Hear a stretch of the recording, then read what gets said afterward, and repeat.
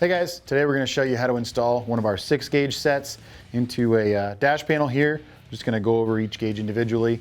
One thing you want to keep in mind is where you want each gauge to go. Right here we have the 3 3/8 larger gauges and a 2 1/16 smaller gauges. One thing on like the fuel level gauge I like to do is if your gas tank's on the left side of the vehicle, I'll put the gas gauge on the left side because it doesn't have an indicator for the tank. And vice versa, if your gas tank's on the right side, I'll put it on the right side. So for here, we've just kind of got them laid out as we're going to put them in the panel. So we'll get started. We'll start with the tach first. Basically take the panel, it slides right in the front, and the gauge, you can kind of hold it in there, put the bracket on. For right now, we actually have the bulbs installed already. They're just a simple push-in installation, but they do come separately. They come out of the gauge when you get them out of the box. So, and the tach here has a washer, split washer, and then a nut to help keep it in place. And these don't have to be crazy tight, just snug enough so that the gauge isn't spinning in the socket.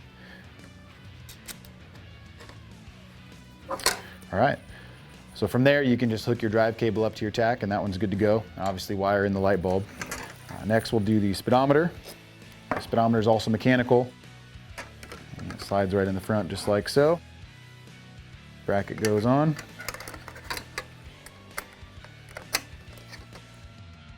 And this one also has regular washer, split washer, and a nut.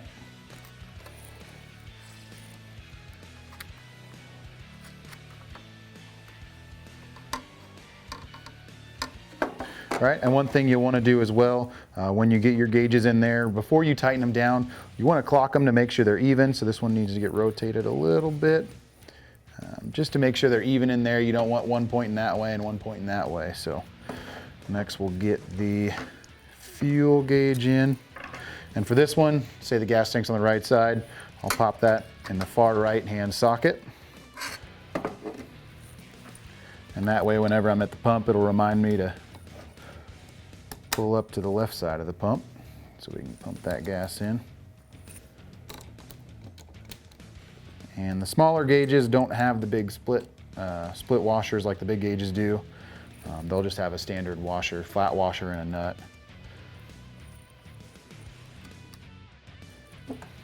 All right, and next we're going to do the oil pressure gauge.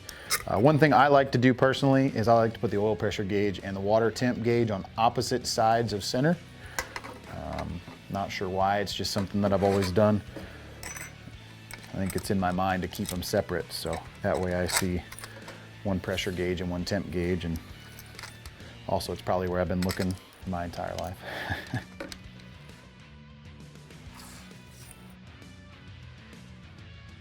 Some guys also like to clock their gauges so that their ideal operating temp, say 200 degrees for your water temp, is at 12 o'clock. You can also do that. That's one of the beauties of having a dash like this, is you can rotate the gauge however you need to. For this one, I like to keep them all even so that that oil PSI light line there at the very bottom, you can read it level, and same with the fuel. Rotate them a little bit, make sure they're nice and square before you tighten them. And next we're going to get this voltmeter in, and this voltmeter I'm going to put all the way to the left side of the dash. That way you've got your oil pressure and your water temp both right there. Just kind of keep things even.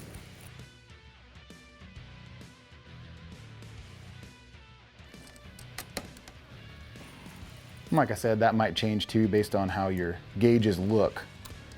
If you've got one gauge that has a sweep from 7 o'clock all the way to 5 o'clock, and then another gauge that sweeps from 10 to 2, you might want to stagger those so that it matches side to side, just for symmetry.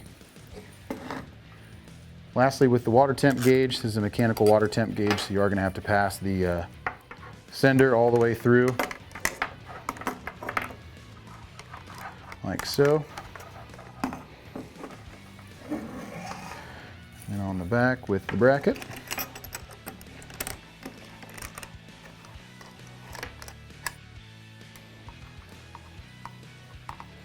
And like I said, lastly, I just get them finger tight.